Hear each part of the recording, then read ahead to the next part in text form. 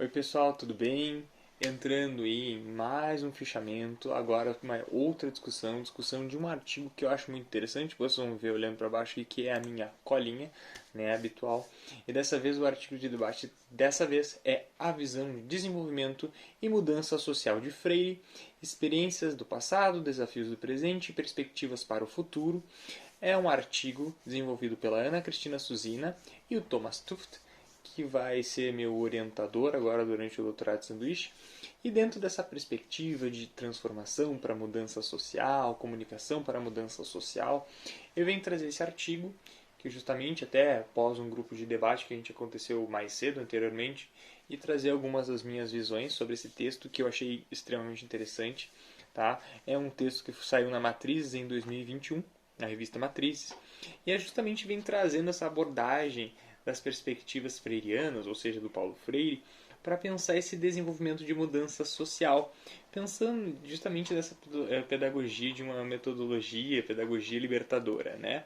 E como isso acabou também influenciando inúmeros pesquisadores aqui, que a gente pode dizer da América Latina, ou até mesmo uma visão do sul global, que vem trazendo essa abordagem mais adiante em suas pesquisas, né? Pensadores ibero-americanos, digamos assim, que nem o texto vai dizer.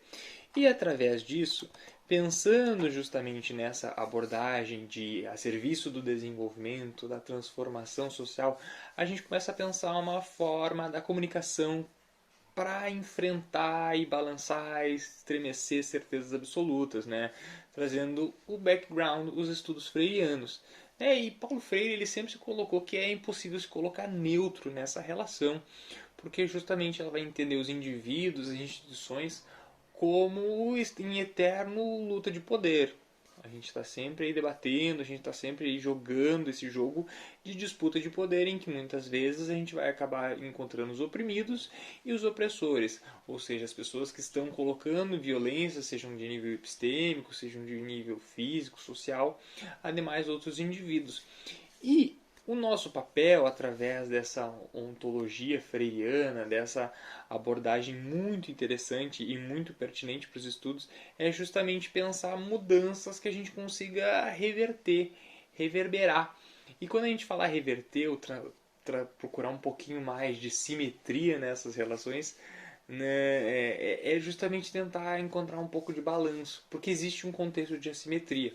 Né? Até eu falei simetria anteriormente, mas o Paulo Freire vai deixar bem claro que estremecer a simetria não é necessariamente buscar a simetria, mas justamente buscar a justiça social e desenvolvimento, tá? Através de compreensão, de uma comunicação inclusiva, de uma comunicação pedagógica, transformadora, né?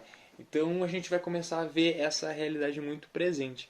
E a obra do Freire está associada a 5 princípios que a gente vai debater, os autores debatem no texto, que são a humildade, a empatia, o amor, a esperança e o diálogo. Tá?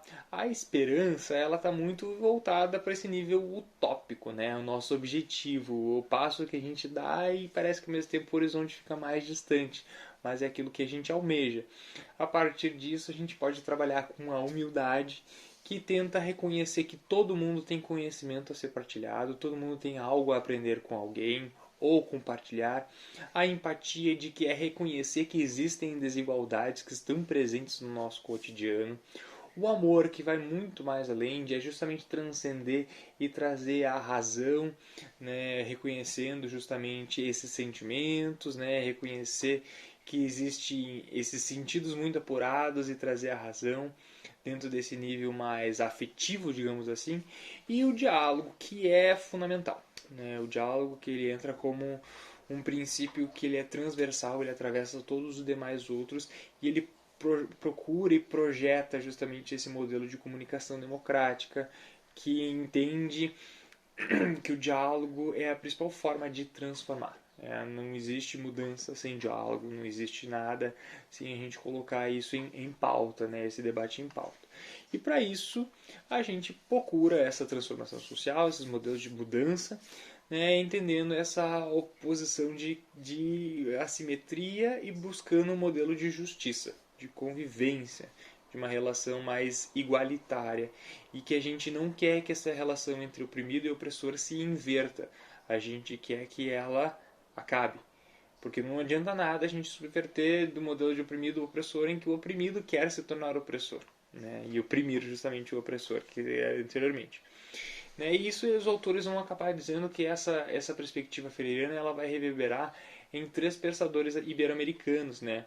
E vai trazer justamente o Augusto Boal, me perdoem aí sobre alguma pronunciação de algum nome corretamente, mas é justamente nesse nível mais das artes cênicas, em que a gente começa a pensar esse espectador que antes ele via no nível passivo, mas ao mesmo tempo chamar ele para uma tomada de ação, a que ele seja participativo, um processo de tomada de consciência em que ele é convidado a atuar, a chamar e reverberar dentro dessa ideia de espectador que é tida muito como passivo, é só quem está olhando, mas não é quem é participativo, para a gente até pensar nossas relações dentro da sociedade.